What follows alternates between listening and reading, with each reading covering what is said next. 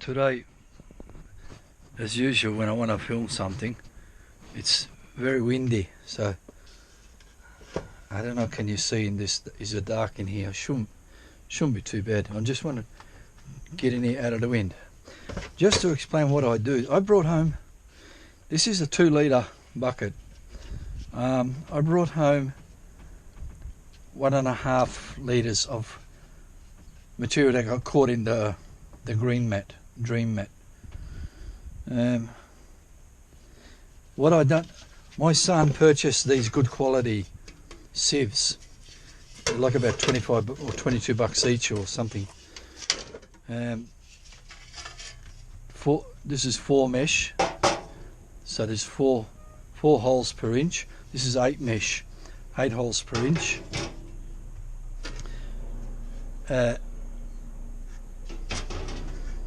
And this must be 12 mesh.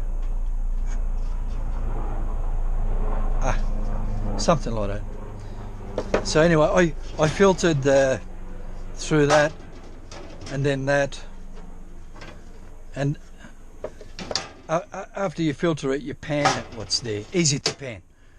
Filter it, pan it. I'm not pointing in the right place. Doesn't matter. And then filter this one. Or is this 8 mesh? No, 12. Yeah, should be 12 holes per inch. Can't be. That's a lot of holes per inch. Let me check. From this rock, 1, 2, counting that rock. 1, not counting that rock. 1, 2, 3, 4, 5, 6, 7, 8. That's about an inch. 12 will be 9, 10, 11, 12. Or is that an inch? Anyway, that instead of purchasing all this stuff, maybe you find something laying around, I don't know. But this one here, done by this one, because you can use a kitchen strainer, which you could possibly get at the Chinese shop for like $5, or even in Safeway, like $7 or something. This is for good, heavy duty, like sort of stuff. Just for at home, kitchen strainer will get you by. Who wants to spend money on stuff like, if it's not justified? So anyway, I've gone down to that side. I now have about, half a litre of material, just to show. And now I'm going to go in the wind. So I've got half a litre of this 12 mesh.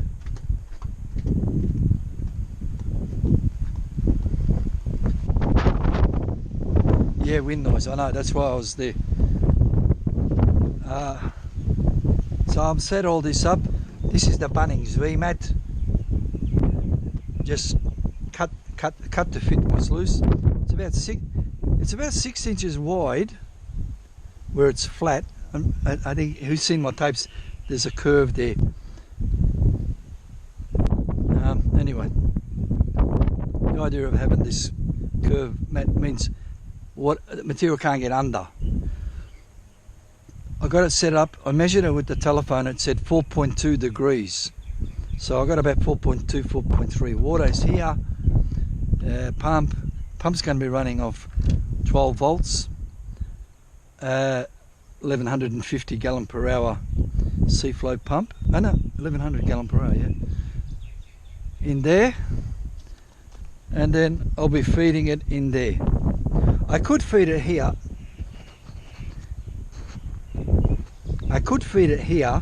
But then I've only got this much mat to catch it. If I feed it up here, I've got the whole of the mat, which is like about 400 or 360. I'll be feeding it fairly quick, and the material will all go in there. What doesn't get caught will go in there. I will then put this in one container for the moment, and then I'm not sure what order, but eventually I'm going to get round to running that again to see what actually got past the first time. The 4 degrees is just a value that seems to work okay. But you can do other, there's the wind. You can do other permutations of other angles. I don't know what works for you. I will try it and I'll test and see what happens, but I'm pretty sure 4 degrees is a good number. Okay, I'll be back later. Over. The wind hasn't let up, but I'm gonna persevere with this. Clean up anyway. Okay, we discussed all that. I'll fire it up. You must get out of the wind.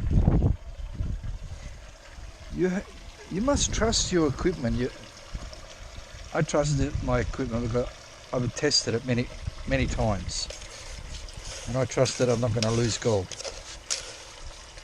But I wouldn't bet my house on it, so it's also a further check. But you're still going to trust your equipment. Anyway, let's get some water in here,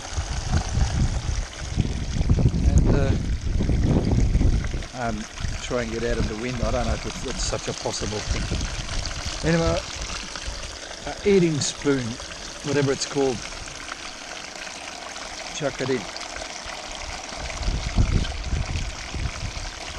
And in. Now the mat catches what it catches. The gold lands on the bottom of the mat and it doesn't want to move. It wants to not move.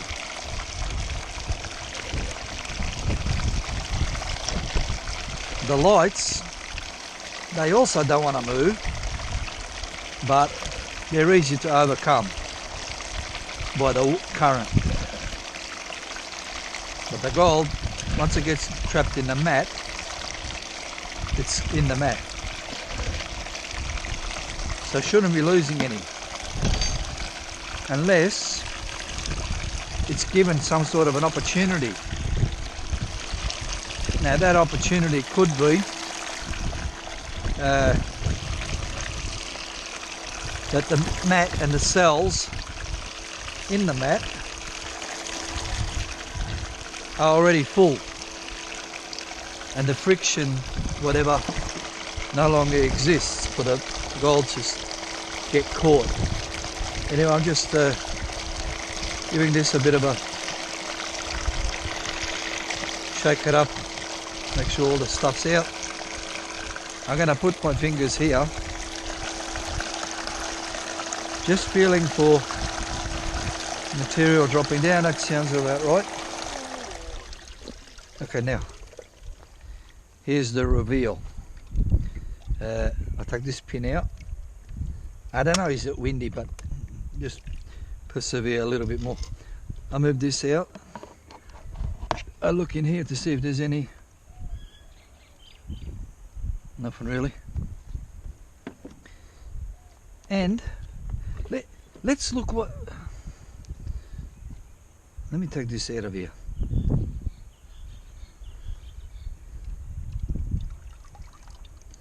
Tip some of the water. Let's put this somewhere out of the wind. I don't know, is it too dark here? But let's look at what gold we can see. 350. Too much water. I can describe what's here. I've got along here. I've got pretty much a naked, almost naked piece of rubber mat. There's not much material in it. Or there is actually black sand. The whole thing's pretty much black sand, but more here. Here not so much. Here not. Here not.